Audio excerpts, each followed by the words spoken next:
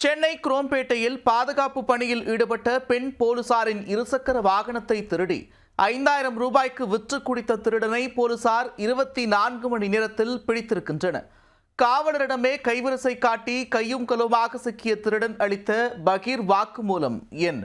எதுக்கடா போலீஸ் ஸ்கூட்டரை திருடுன என போலீசார் எழுப்பிய கேள்விக்கு, நான் ஒன்னும் திருட இல்லைங்க, இவங்க தான் வண்டியிலேயே சாவியை தொங்க விட்டு எனக்குள்ள இருக்கிற பேராசையை தூண்டி விட்டாங்க சார் என ஸ்கூட்டரின் உரிமையாளரான பெண் காவலர் மீதே பழியை துருப்பி விட்ட திருடர் இவர்தான்.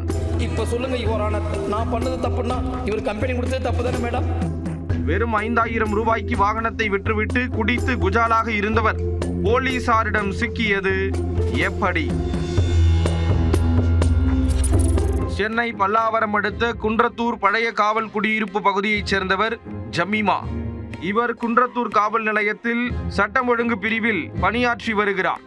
தமிழக ஆளுநரின் வழி பாதுகாப்பு பணிக்காக தனது இருசக்கர வாகனத்தில் குரோம்பேட்டைக்கு வந்தவர் அங்கு பழைய அரசு மருத்துவமனை வளாகத்தில் வாகனத்தை நிறுத்திவிட்டு பாதுகாப்பு பணியில் ஈடுபட்டிருந்தார். பின்னர் பணியை முடித்துவிட்டு வந்து பார்த்தபோது தனது இருசக்கர வாகனம் மாயமாக இருந்ததை கண்டு அதிர்ச்சி அடைந்தார். இது குறித்து குரோம்பேட்டை காவல் நிலையத்தில் உள்ள குற்றப்பிரிவு போலீசாரிடம் ஜமீமா புகார் அளித்தார். பெண் காவலரின் வாகனத்தின் மீது கை வைத்த அந்த பைக் திருடன் யார் என கண்டுபிடிக்க போலீசார் தீவிரமாக களத்தில் இறங்கினர். வழக்கு பதிவு செய்து அப்பகுதியில் உள்ள கண்காணிப்பு கேமரா காட்சிகளை ஆய்வு செய்தனர்.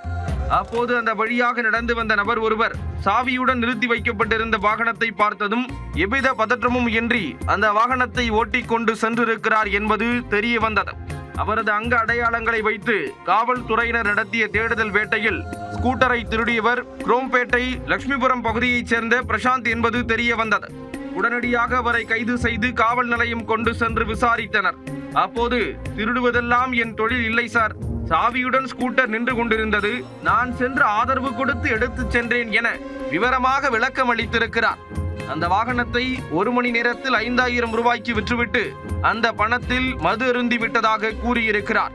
தான் திருடியதற்கு காரணமே அந்த ஸ்கூட்டரின் உரிமையாளரான பெண் காவலர்தான், அவர்தான் என்னை திருட தூண்டிவிட்டார் என பிரசாந்த் அளித்த விளக்கத்தை கேட்டு போலீசார் அதிர்ச்சியும் ஆத்திரமும் அடைந்தனர்.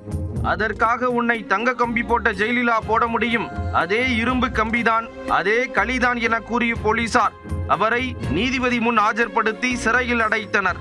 அதன் பிறகு வாகனத்தை விற்ற நபரிடம் சென்று போலீசார் ஸ்கூட்டரை பறிமுதல் செய்தனர்.